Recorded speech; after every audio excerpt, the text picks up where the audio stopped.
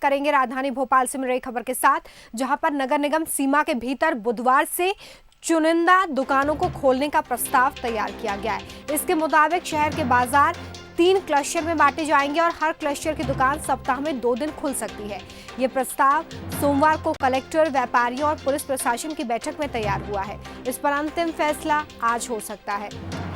इस सुझाव में इलेक्ट्रॉनिक्स, कपड़ा, किराना, मिठाई, ऑटोमोबाइल सहित दूसरे बाजारों को 3 क्लस्टर में बांटकर बाजार खोला जा सकता है, इस पर विचार होगा। लेकिन बाजारों में जो सोशल डिस्टेंसिंग का पालन है वो व्यापारियों की जिम्मेदारी होगी, जैसा कि अभी भी है कि दुकानें अगर खोली जाती हैं तो ये दुकानदार की जवाबदारी है कि वो अपनी दुकान के सामने सोशल डिस्टेंसिंग का पालन कराए।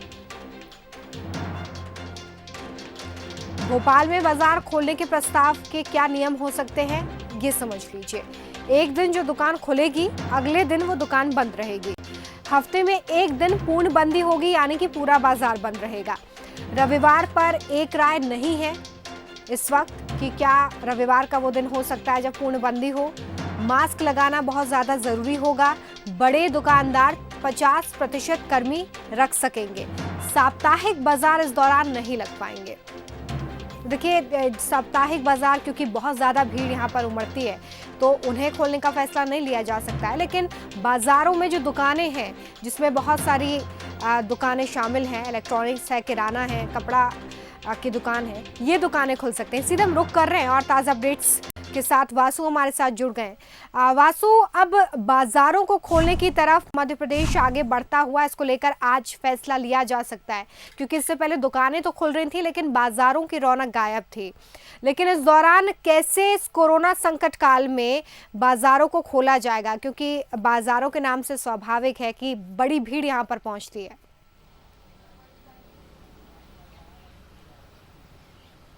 बिल्कुल रोमिता, देखिए लॉकडाउन 4 में हम प्रवेश कर चुके हैं। हालांकि कोरोना का जो संक्रमण है वो अब लगातार निरंतर अब भी बढ़ता जा रहा है, उसमें कोई कमी बहुत ज़्यादा नहीं आ रही है।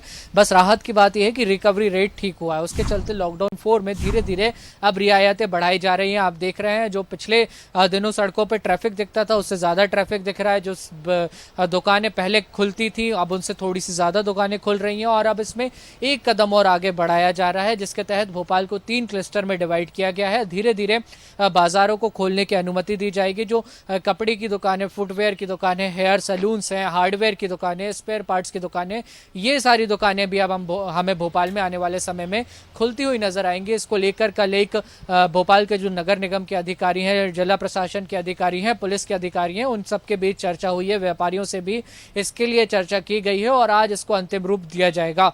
जो खबर निकल कर सामने आ रही है, जो जानकारी हमें मिली है वो इस प्रकार है कि भोपाल के बाजारों को अलग अलग जोन में या क्लस्टर में डिवाइड करके ऑड इवन फॉर्मूले के साथ उन्हें खोला जा सकता है, यानी कि एक दिन कुछ दुकानें खुलेंगी, दूसरे दिन कुछ दुकानें खुलेंगी। इसके साथ एक नए फॉर्मूले पर भी चर्चा हुई है। वो फार्मूला इस तरीके का है कि लेफ्ट साइड और राइट साइड, यानी कि जो मार्केट का लेफ्ट साइड वाला हिस्सा है वो एक दिन खुल सकता है और एक दिन राइट हैंड साइड वाला हिस्सा खुल सकता है। लेकिन इस सब के दौरान जब बाजार खुलेगा तो ये बात जाहिर है कि लोग बाजारों में पहुंचेंगे, खरीदारी करेंगे। लोगों के पास बहुत सारे सामानों की कमी हो गई है। 2 महीने के जो ये पूरा लॉकडाउन का चरण रहा है उसके कारण कपड़े हो, फुटवेयर्स हो या हेयर सैलून्स की दुकान हो, स्पा की दुकान हो, इन तमाम सारी चीज़ों की ज़रूरत हमें रोज़मर्रा की ज़िंदगी में पड़ती है।